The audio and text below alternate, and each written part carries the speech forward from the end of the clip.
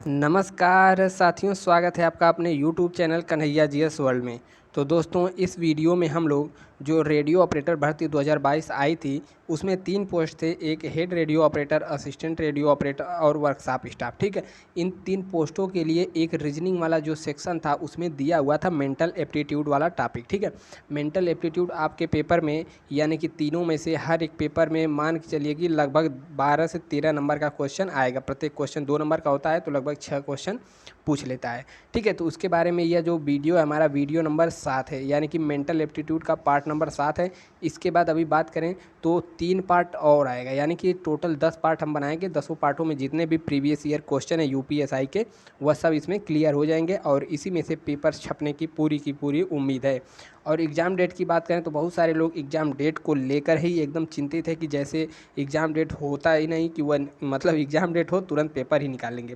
पहले आप अपना सिलेबस कंप्लीट करिए, ठीक है। और एग्ज़ाम डेट की बात करें तो ये देखिए, अभी तक कोई ऑफिशियल न्यूज़ नहीं आई है, लेकिन जहाँ तक उम्मीद जताई जा रही है कि पूरा का पूरा 100% चांस है कि जुलाई में यह पेपर आपका पूरा का पूरा करा लिया जाएगा, ठीक है। आपका नहीं, हमारा भी, ठीक है। हमको भी देना है मेंटल एप्टीट्यूड मतलब रेडियो ऑपरेटर पेपर।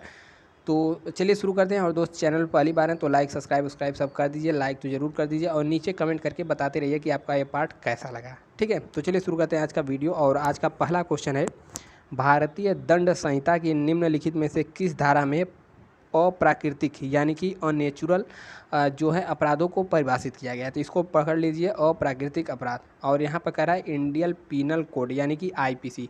तो पहले इसे जान लीजिए, आईपीसी जो होता है इसका फुल फॉर्म होता है इंडियन पीनल कोड। और इसे कब यानी कि यह कब आया था, तो जान लीजिए कि 1800, ठीक है, 1860 ईस्वी में इसे लाया गया था इंडियन पीनल कोड। और एक होता है सीआरपीसी, ठीक है, यानी कि क्रिमिनल वाला जो होता है वो आया था कब, 1973 में, ठीक है। तो आईपीसी 1860, सीआरपीसी 1973। पूछ रहा है कौन सी धारा में अप्राकृतिक अपराध है, तो यह सेक्शन नंबर 377 यानी कि धारा 377 में इसका वर्णन किया गया है। और 375 की बात करें तो 375 में है रेप यानी कि बलात्कार की परिभाषा किस में दी गई है, उसके अपराधों मतलब उसमें दंड का प्रावधान किस में किया गया है, तो 375 में किया गया है, ठीक है। तो चलिए बढ़ते हैं आगे नेक्स्ट क्वेश्चन की ओर। क्वेश्चन है कि एक केंद्रीय सशक्त, ठीक है, पुलिस बल यानी कि सीआईएसएफ का फुल फॉर्म क्या है? तो जितने भी बीएसएफ हो गए, सीआईएसएफ हो गए, ठीक है, एसएसबी हो गए, सबका फुल फॉर्म इसमें पूछ लिया है। यानी कि अब तक जितने हमने कराए बहुत सारे का फुल फॉर्म इसमें पूछ लिया है। कभी इसका स्थापना वर्ष पूछ देता है, तो इसको एक जगह आप नोट करके सभी का फुल फॉर्म याद कर लीजिए। तो इसका जो फुल फॉर्म होता है सेंट्रल इंडस्ट्रियल फोर्स, यानी कि यह फोर्स कहाँ लगाई जाती है, जो भी औद्योगिक संस्थान होते हैं, जैसे कि कोई इंडस्ट्री हो गई, ठीक है, या फिर ताजमहल हो गया, मेट्रो हो गया, ऐसे जगहों पर सीआईएसएफ के जवानों को लगाया जाता है। इनकी स्थापना कब हुई थी, तो इनकी स्थापना इसकी स्थापना 1969 में हुई थी, जहाँ तक एक बार इसे चेक करिएगा, ठीक है। इसकी स्थापना 1969 ईस्वी में की गई थी। अब देखिए नेक्स्ट क्वेश्चन है कि निम्नलिखित में से कौन सा AFSPA का पूर्ण रूप है? क्या है यह जो AFSPA है, इसका पूर्ण रूप क्या है? तो यह एक प्रकार का एक्ट है। और इसकी फुल फॉर्म की बात करें तो इसका फुल फॉर्म होता है the armed force special power act. कब आया था, तो 1998 में आया था। तो इसे भी आप लोग नोट कर लीजिएगा, ठीक है। और बात करें, आप लोग वीडियो देखते हैं तो वीडियो जहाँ तक हो सके तो ऑनलाइन ही देखा करिए, ठीक है। ऑनलाइन देखने से क्या होता है, उसमें एड्स वगैरह आते हैं, तो उससे कुछ इनकम की प्राप्ति होती है, जो कि अभी तक हुई नहीं है, ठीक है। तो वीडियो हो सके तो ऑनलाइन ही देखा करें, और आपकी मर्जी, वीडियो को लाइक हो तो करा ही करें, ठीक है। बढ़ते हैं नेक्स्ट क्वेश्चन की ओर। NCMIE का पूर्ण रूप क्या है? देखिए, जितने भी पूर्ण रूप हमने अब तक प्रीवियस वीडियो में कराए, सभी को एक जगह आप नोट करते चलिए, उम्मीद है नोट करते होंगे। और उसके परीक्षा के टाइम पर एकदम रट लीजिएगा, याद कर लीजिएगा। तो फुल फॉर्म क्या है? NCMEI का फुल फॉर्म हो जाएगा national commission for minorities education institution. यानी कि देखिए, इसमें मेंटल एप्टीट्यूड में क्या है, तो माइनॉरिटीज़ हो गई, महिला सुरक्षा हो गया, ठीक है, पुलिस के समसामयिक मुद्दे हो गए, यही सब पूछता है। तो इसमें एक्ट हो गया, और जो ST SC कास्ट, इस सब का जितने भी फुल फॉर्म वगैरह हैं इसको तो रट लेना है। तो इसका फुल फॉर्म सही हो जाएगा ऑप्शन नंबर ए। नेक्स्ट क्वेश्चन है कि इंटरपोल द्वारा जारी ब्लू नोटिस का अर्थ क्या है? तो देखिए ऑप्शन नंबर ये थोड़ा ब्लर हो गया है, इसको हम पढ़ कर सुना देते हैं, यही सही है। इसका सही जवाब होगा किसी अपराध के संबंध में किसी व्यक्ति की पहचान, स्थान या गतिविधियों के बारे में अतिरिक्त जानकारी एकत्रित करना ही ब्लू नोटिस का अर्थ होता है। ठीक है, तो ब्लू नोटिस का अर्थ यही होता है, जान लीजिए, हमने पढ़कर सुना दिया। किसी अपराध के संबंध में किसी व्यक्ति की पहचान अथवा गतिविधियों के बारे में जानकारी को एकत्रित करना इसका सही जवाब हो जाएगा। नेक्स्ट क्वेश्चन है, जब किसी व्यक्ति की मृत्यु की स्थितियों को बताते हुए जब कोई व्यक्ति अपनी मृत्यु की स्थितियों को बताते हुए मर जाता है, उस दौरान के उसके बयान को निम्नलिखित में से क्या कहा जाता है। ठीक है, तो कोई व्यक्ति मान लीजिए कोई क्राइम किया है या फिर उसके ऊपर कोई जुल्म हुआ है, क्राइम किया है, पुलिस पूछताछ कर रही है, तो वह अपनी मृत्यु से जो आखिरी समय बयान देता है उसे क्या कहा जाता है। तो देखिए ऐसे ऐसे ऑप्शन है, सभी को सही ही माना, मतलब कोई भी आप डाउट खा सकते हैं। मृत्यु का रिकॉर्ड, लेकिन यह नहीं कहा जाता है। मृत्यु प्रमाण पत्र तो उसको मरने के बाद बनवाया जाता है। मृत्यु का कारण होगा ही नहीं, तो इसका जो सही जवाब हो जाएगा option number C, dying declaration, यानी कि मृत्युकालिक कथन। नेक्स्ट क्वेश्चन है, अस्पृश्यता अपराध अधिनियम में संशोधन किया गया और इसका नाम क्या रख दिया गया। तो क्या है अस्पृश्यता अपराध अधिनियम, कौन से आर्टिकल में है, तो आर्टिकल 17 में है संविधान के, आपको पता ही होगा। तो देखिए इसका पूर्ण रूप होता है प्रोटेक्शन ऑफ सिविल राइट्स, यानी कि नागरिक अधिकार संरक्षण इसका नाम रख दिया गया। तो ऑप्शन नंबर सी सही जवाब हो जाएगा। नेक्स्ट क्वेश्चन है, भारतीय समाजशास्त्र में संस्कृतिकरण का शब्द किसने गढ़ा था। तो देखिए जो भारतीय समाज, यदि आप लेखपाल की तैयारी कर रहे होंगे तो उसमें भी यह चैप्टर मतलब ऐसा पूछा जाता है क्वेश्चन ग्रामीण समाज विकास में, तो संस्कृति शब्द का किसने गढ़ा था। तो इसका जो सही जवाब हो जाएगा, भारतीय जो थे विद्वान थे MS श्रीनिवास। ठीक है, श्रीनिवास जी ने ही संस्कृति शब्द को गढ़ा था। नेक्स्ट क्वेश्चन है, भारतीय संविधान की कौन सी अनुसूची असम, मेघालय, त्रिपुरा, मिजोरम के आदिवासी क्षेत्रों के प्रशासन से संबंधित है।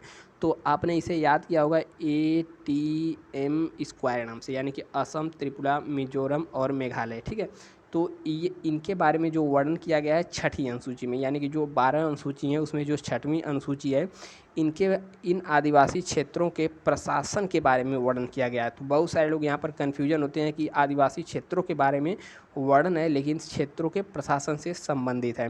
नेक्स्ट क्वेश्चन है, निम्नलिखित में से किस समिति की सिफारिश के आधार पर अनुसूचित क्षेत्रों में पंचायत विस्तार यानी कि पेशा अधिनियम 1996 को अधिनियमित किया गया था। तो देखिए पहला है मंडल समिति, तो मंडल तो यह आरक्षण से संबंधित है, या तो होगा नहीं। ठीक है, कस्तूरी रंगन समिति भी नहीं होगा, यहाँ पर रंगराजन भी नहीं होगा। तो इसका जो सही जवाब हो जाएगा भूरिया समिति। ठीक है, कौन, भूरिया। तो ऑप्शन नंबर ए एकदम सही जवाब हो जाएगा। नेक्स्ट क्वेश्चन है, केंद्रीय सशस्त्र पुलिस बल CAPF ITBP का पूर्ण रूप क्या है। तो देखिए यहाँ पर फिर पूछ दिया ITBP, तो जितने भी हैं SSB क्या होता है, सशस्त्र सीमा बल। ठीक है, SSB का सशस्त्र सीमा बल, BSF का होता है बॉर्डर सिक्योरिटी फोर्स। ठीक है, और CISF का क्या होता है, CRPF की बात करें तो सेंट्रल क्या है, CRPF central railway police force, यही होता है CRPF, नहीं, केंद्रीय रिजर्व पुलिस बल, सेंट्रल रिजर्व पुलिस फोर्स। ठीक है, CRPF का यह होता है। और ITBP की बात करें तो ITBP का होता है इंडियन तिब्बत बॉर्डर फोर्स, यानी कि ऑप्शन नंबर ए इसका सही हो जाएगा। तो जितने भी फोर्सेस है सभी का आपको जुबानी याद होना चाहिए पूर्ण रूप। नेक्स्ट क्वेश्चन है, भारतीय सशस्त्र बलों के सर्वोच्च कमांडर कौन होते हैं।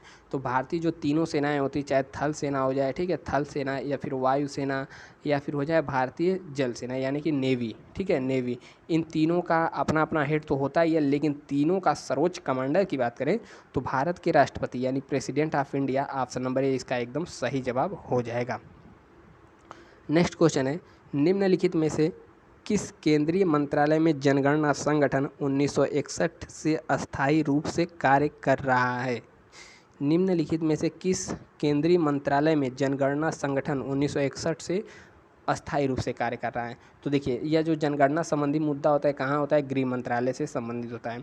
और पूछ दे जनगणना किस विषय का सूची है, तो जनगणना संघ सूची का विषय है। ठीक है, और जनगणना के अलावा जनसंख्या किस विषय का सूची है, तो यह समवर्ती सूची का विषय, यानी कि इस पर राज्य भी कानून बना सकता है, केंद्र भी कानून बना सकता है। तो ऑप्शन नंबर सी इसका एकदम सही जवाब हो जाएगा। और यदि आप मॉक टेस्ट वगैरह लगाते होंगे, चाहे जहाँ से भी लगाते हैं, ऑफलाइन या ऑनलाइन, तो नीचे एक बार कमेंट करके बताइएगा आपका जो 400 में से कितने मार्क्स आ रहे हैं। तो अभी लोग, बहुत सारे लोग यहाँ पर कन्फ्यूजन होते हैं कि 250 क्वेश्चन आएगा, 260 क्वेश्चन आएगा। तो 260 क्वेश्चन नहीं, इसमें 200 का 200 क्वेश्चन देखने को मिलेगा, क्योंकि इसमें टाइमिंग जो है 2.5 घंटा दिया है। जब 2.5 घंटा दिया है तो प्रत्येक, यानी कि जो ASI वाला पेपर था वैसा ही इसका लेवल आने वाला है, मतलब वैसा ही क्वेश्चन इसमें मिलेगा। तो 200 क्वेश्चन 400 नंबर का होंगे, 400 नंबर के होंगे। आपके कितने मार्क्स वगैरह आते हैं तो एक बार नीचे कमेंट करके ज़रूर बताइएगा। नेक्स्ट क्वेश्चन है, भारतीय संविधान के किस अनुच्छेद में निर्धारित है कि राष्ट्र सर्वत्र भारतीय क्षेत्र में नागरिकों के लिए एक समान नागरिक संहिता। तो एक समान नागरिक संहिता आपको पता होगा, आर्टिकल 44। ठीक है, एक समान, तो एक समान 4 ही लिखे जाते हैं, तो आर्टिकल 44 में है। और यह गोवा राज्य में सबसे पहले पारित किया गया था, और वर्तमान में बात करें तो उत्तराखंड इसके लिए प्रयास कर रहा है, वहाँ पर अधिनियम वगैरह पास हो गए हैं। नेक्स्ट क्वेश्चन है, national institute of criminology and forensic science निम्नलिखित में से किस शहर में स्थित है। ठीक है, तो क्या है, national institute of criminology and forensic science. तो यह देखिए, यह दिल्ली में स्थित है, तो ऑप्शन नंबर डी इसका सही हो जाएगा। ठीक है, दिल्ली में। नेक्स्ट क्वेश्चन कह रहा है कि घरेलू हिंसा के खिलाफ महिलाओं का संरक्षण अधिनियम कब लागू हुआ। घरेलू हिंसा के खिलाफ महिलाओं का संरक्षण अधिनियम कब लागू हुआ। तो ऑप्शन नंबर बी, यानी कि वर्ष 2006 में इसको लागू किया। और कुछ लोगों का कमेंट आया कि मेंटल एप्टीट्यूड 5-6 क्वेश्चन आएंगे, इसको क्या पढ़ें। अरे 5-6 क्वेश्चन, यदि 6 क्वेश्चन आए तो 6 क्वेश्चन होंगे 12 नंबर के, और 12 नंबर क्या 0.1 नंबर भी आपको मेरिट से बाहर कर देगा। इसलिए मेंटल एप्टीट्यूड का जितना भी वीडियो डालें सभी का सभी करते रहें। ठीक है, 0.1 नंबर, हमारी बात करें तो हम एक बार यूपी पुलिस में 0.8 नंबर से छट गए थे, वो भी फाइनल मेरिट में। ठीक है, 0.8 नंबर से फाइनल मेरिट रनिंग वनिंग वगैरह होने के बाद। तो या आपका 0.0 नंबर का ही खेल है। तो याद रख के चलिए कि आपको एक भी क्वेश्चन गलत नहीं करना है, तो सारा का सारा वीडियो आप देखते हुए चलिए। ठीक है, नेक्स्ट क्वेश्चन है, अंतर्राष्ट्रीय महिला वर्ष कब घोषित किया गया।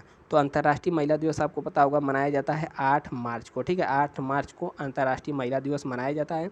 और यह किसके द्वारा घोषित किया, जब अंतर्राष्ट्रीय चीज़ है तो संयुक्त राष्ट्र यानी कि यूनाइटेड नेशन के द्वारा ही घोषित किया जाएगा। नेक्स्ट क्वेश्चन है, भारत मतलब कानून के समक्ष समानता भारतीय संविधान के तहत प्रत्याभूत मूलभूत मौलिक अधिकार कौन से हैं। ठीक है, तो यस, कानून के कुल मिला जुला के पूछ रहा है कानून के समक्ष समता किस आर्टिकल में है। तो कानून के समक्ष समता की बात करें तो आर्टिकल नंबर 14 में है। और आर्टिकल 15 में कहता है कि धर्म, मूल वंश, जाति एवं जो उसके आधार पर विभेद नहीं किया जाएगा। और 16वां कहता है कि लोक नियोजन में सभी को समानता मिलेगी। 17वां कहता है कि अस्पृश्यता का उन्मूलन यानी कि छुआछूत को अंत करने की बात कहता है आर्टिकल 17। ठीक है, और आर्टिकल 18 की बात करें तो आर्टिकल 18 उपाधियों के अंत के बारे में बात करता है। आर्टिकल 19 की बात करें तो यह स्वतंत्रता की बात करता है। इसमें टोटल ABCD करके F तक है, 6 अलग अलग। और आर्टिकल 20 की बात करें तो आर्टिकल 20 में कहता है कि अपराधों के लिए दोष सिद्धि के संबंध में संरक्षण प्रदान करता है। ठीक है, इस प्रकार से आर्टिकल 21 की बात करें तो प्राण एवं दैहिक स्वतंत्रता की बात करता है। तो इस प्रकार से आर्टिकल सभी हैं। नेक्स्ट क्वेश्चन है, भारत के द्वारा अपनाई गई कौन सी तकनीक का उद्देश्य 15,000 पुलिस स्टेशनों और 500 पर्यवेक्षक पुलिस अधिकारियों के बीच समन्वय स्थापित करना है। तो कौन सी नई तकनीकी है उसी को पूछ रहा है। तो पहला ऑप्शन है नेशनल इंटेलिजेंस ग्रिड, नहीं, यह नहीं है। Crime mapping analytics and productivity system, यह भी नहीं है। स्मार्ट पुलिसिंग अनुप्रयोग यानी कि जो है स्मार्ट पुलिसिंग एप्लीकेशन की बात कर रहा है, यह भी नहीं। तो ऑप्शन नंबर जो डी बच गया, crime and criminal tracking network and system, यानी कि अपराध एवं अपराधी ट्रैकिंग नेटवर्क प्रणाली जो है, इसी के तहत 15,000 पुलिस स्टेशन और 500 पुलिस पर्यवेक्षक अधिकारियों के बीच समन्वय स्थापित करने की बात कही गई है। नेक्स्ट क्वेश्चन है, निम्नलिखित में से जामिया मिलिया इस्लामिया, ठीक है, तो यह एक यूनिवर्सिटी है। तो पूछ रहा है कि इसकी स्थापना किसने की थी। तो देखिए MN राय, तो यह नहीं है। मदर टेरेसा तो की नहीं थी। इनको ऑप्शन नंबर जो बी बच गया यानी कि हकीम अजमल खां, तो ऑप्शन नंबर बी इसका एकदम सही जवाब है। नेक्स्ट क्वेश्चन पूछ रहा है कि भारत में हिंदू विवाह अधिनियम कब पारित किया गया था। तो हिंदू विवाह अधिनियम 1995 में 1955 ईस्वी में इसे पारित किया गया था, हिंदू विवाह अधिनियम। नेक्स्ट क्वेश्चन है, भारत में एक आपराधिक कानून पॉक्सो, ठीक है, POCSO क्रिमिनल लॉ है, इसका पूर्ण रूप क्या है? तो पॉक्सो एक्ट आपको पता होगा, तो इसका option number A the protection of children for serious offence, यह भी नहीं है, ठीक है। Option number C the protection of civilians from sexual offences act, यह भी नहीं है। और जो ऑप्शन बी है यहाँ पर, यह भी धुंधला दिखाई दे रहा है कि the protection of a children from sexual offence, क्या है? The protection of children from sexual offence act. Option number B इसका सही जवाब होगा। यदि दिखाई नहीं दे रहा होगा तो हमने बोल दिया है, सुन लीजिएगा। नेक्स्ट क्वेश्चन है, फराजी आंदोलन, ठीक है, फर्जी नहीं है, फराजी, ठीक है। फराजी आंदोलन किससे संबंधित है? तो फराजी जो आंदोलन है यह धार्मिक सुधार से संबंधित है, यानी कि रिलीजियन रिफॉर्म्स के बारे में से यह संबंधित है। नेक्स्ट क्वेश्चन कह रहा है, केंद्रीय रिजर्व पुलिस बल क्राउन रिप्रेजेंटेटिव पुलिस किस वर्ष अस्तित्व में आया? तो देखिए हमने कहा ना, CRPF, CISF, BSF जितने भी हैं सभी का वर्ष सन याद कर लीजिए, कब स्थापना हुआ। तो वही पूछ दिया, तो 1939 ईस्वी में CRPF की स्थापना हुई थी, और यह स्वतंत्रता के पहले और स्वतंत्रता के बाद 1949 ईस्वी में इसको पुलिस मतलब करके CRPF नाम दे दिया गया। CRPF, पहले इसका क्या नाम था? पहले क्राउन रिप्रेजेंटेटिव पुलिस फोर्स इसका नाम था। नेक्स्ट क्वेश्चन है, भारत सरकार द्वारा किस वर्ष में राष्ट्रीय पुलिस आयोग NPC की स्थापना की गई थी?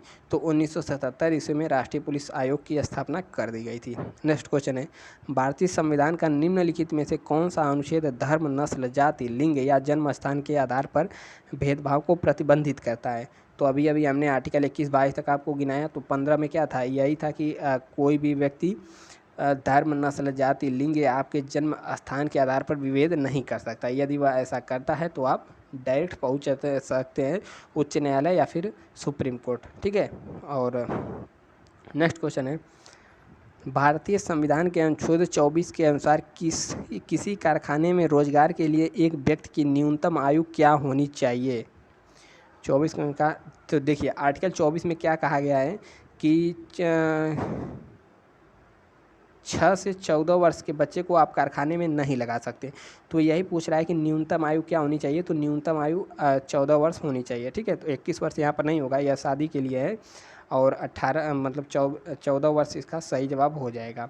नेक्स्ट क्वेश्चन है, निम्नलिखित में से कौन सा कानून गिरफ्तारी के बाद बच्चों को पुलिस हिरासत में रखने या उन्हें थाने में लाने पर प्रतिबंधित करता है? तो देखिए यह कौन सा करता है? तो देखिए पुलिस एक्ट 1888 यह नहीं करता है। बाल संरक्षण अधिनियम 2005 यही सही नहीं, यह भी सही नहीं है, ठीक है। ऑप्शन नंबर जो सी यहाँ पर आपको दिख रहा होगा, क्या लिखा है कि इसका जो सही जवाब है प्रतिबंध करता है, तो किशोर न्याय यानी बच्चों की देखभाल सुरक्षा अधिनियम वर्ष 2000 में इसे पारित किया गया था। The juvenile justice care and protection of children act 2020, ठीक है, सॉरी यह 2000 में पारित किया गया था एक्ट, ठीक है। नेक्स्ट क्वेश्चन है, निम्नलिखित में से कौन सा विषय भारतीय संविधान की राज्य सूची के अंतर्गत आता है? तो 3 सूचियाँ होती हैं, केंद्र सूची, संघ सूची, राज्य सूची, और होती है एक समवर्ती सूची। तो राज्य सूची में क्या होता है कि यहाँ पर जो कानून बनाती है राज्य सरकार ही बना सकती है। तो इसमें जो भी पब्लिक आर्डर होते हैं, ठीक है, तो पब्लिक आर्डर के से संबंधित जो कानून बनाने का अधिकार किसे है? राज्य सूची को है। नेक्स्ट क्वेश्चन है, निम्नलिखित राष्ट्रीय बाल हेल्पलाइन नंबर है जो केंद्रीय महिला और बाल विकास मंत्रालय द्वारा मान्यता प्राप्त करता है। तो ठीक है, तो कौन सा हेल्पलाइन नंबर है? तो हेल्पलाइन नंबर है 1098। आप लोग इसे बोर्ड पर भी बहुत जगह लिखे हुए देखे होंगे, ठीक है। तो ऑप्शन नंबर सी इसका सही जवाब हो जाएगा। और 108 क्या है? या तो एम्बुलेंस को बुलाने के लिए है। नेक्स्ट क्वेश्चन है, निम्नलिखित में से किसको भारतीय संविधान का संरक्षक माना जाता है? देखिए भारतीय संविधान का संरक्षक माना जाता है सुप्रीम कोर्ट को, यानी कि उच्चतम न्यायालय को, ठीक है। तो और हाई कोर्ट की बात करें तो यहाँ पर आपके यदि मूल अधिकार का उल्लंघन हो रहा है तो आप सुप्रीम कोर्ट या फिर हाई कोर्ट कहीं भी जा सकते हैं, लेकिन जो भारतीय संविधान का संरक्षक माना जाता है वह सुप्रीम कोर्ट को माना जाता है। नेक्स्ट क्वेश्चन है, किस वर्ष में अस्पृश्यता अपराध अधिनियम को अधिनियमित किया गया था? यानी कि अस्पृश्यता अपराध अधिनियम कब इसे पारित किया गया था? यानी कि आर्टिकल 17 की बात कर रहा है, मतलब इसके लिए अधिनियम कब आया था? तो 1995 में, 1955 में आया था। अभी हमने पीछे पढ़ा 1955 एक किस चीज़ के लिए है? हिंदू विवाह एक्ट के लिए भी यही है, ठीक है। हिंदू विवाह एक्ट के लिए 1955 है, और यहाँ पर अस्पृश्यता अपराध अधिनियम के लिए भी यही है। नेक्स्ट क्वेश्चन है, अस्पृश्यता को समाप्त कर दिया गया है और इसको किसी भी तरह करना, आचरण का करना निषिद्ध है, निम्नलिखित में से किस अनुच्छेद के तहत इसे किया गया है? तो अभी पिछला क्वेश्चन ही था, तो आर्टिकल 17 इसका सही जवाब हो जाएगा, ऑप्शन नंबर सी, ठीक है। नेक्स्ट क्वेश्चन है, निम्नलिखित में से कौन सा भारतीय दंड संहिता यानी कि आईपीसी के तहत मृत्युदंड योग्य अपराध नहीं है? यानी कि आईपीसी के तहत कौन सा जो है यह अपराध है जो कि मृत्युदंड योग्य अपराध नहीं है? बच्चे को आत्महत्या के लिए उकसाना अपराध नहीं है, ठीक है। बच्चे के साथ डकैती करना, भारत सरकार के विरुद्ध युद्ध छोड़ना, या फिर दहेज हत्या भारतीय दंड संहिता आईपीसी के तहत मृत्युदंड योग्य अपराध नहीं है। तो डाउरी इसका सही जवाब हो जाएगा ऑप्शन नंबर ए, ठीक है, डाउरी डेथ। नेक्स्ट क्वेश्चन है, नेक्स्ट क्वेश्चन क्या, क्वेश्चन नंबर खत्म हो गया। अब बात करें तो इसके बात करें तो देखिए 7 पार्ट तो कंप्लीट हो चुके हैं, अब बचा 8, 9 और 10, यानी कि 3 पार्ट बचे हैं, और 3 पार्ट हम जल्द ही करा देंगे। 2-3 दिन के अंतराल पे धीरे धीरे आपको वीडियो एक हफ्ते में तीनों मिल जाएगा, और इस तरीके से आपका मेंटल एप्टीट्यूड जितना भी प्रीवियस ईयर है सब कंप्लीट हो जाएगा। तो उम्मीद है वीडियो पसंद आए, नीचे कमेंट करके बताइएगा कैसा रहा वीडियो, और यहाँ पर लाइक वाला बटन है इसे भी दबाइएगा, और सब्सक्राइब करके दोस्तों तक अपने शेयर कर दीजिएगा जो भी इस रेडियो ऑपरेटर भर्ती की तैयारी कर रहा है। मिलते हैं नेक्स्ट वीडियो में, तब तक के लिए जय हिंद।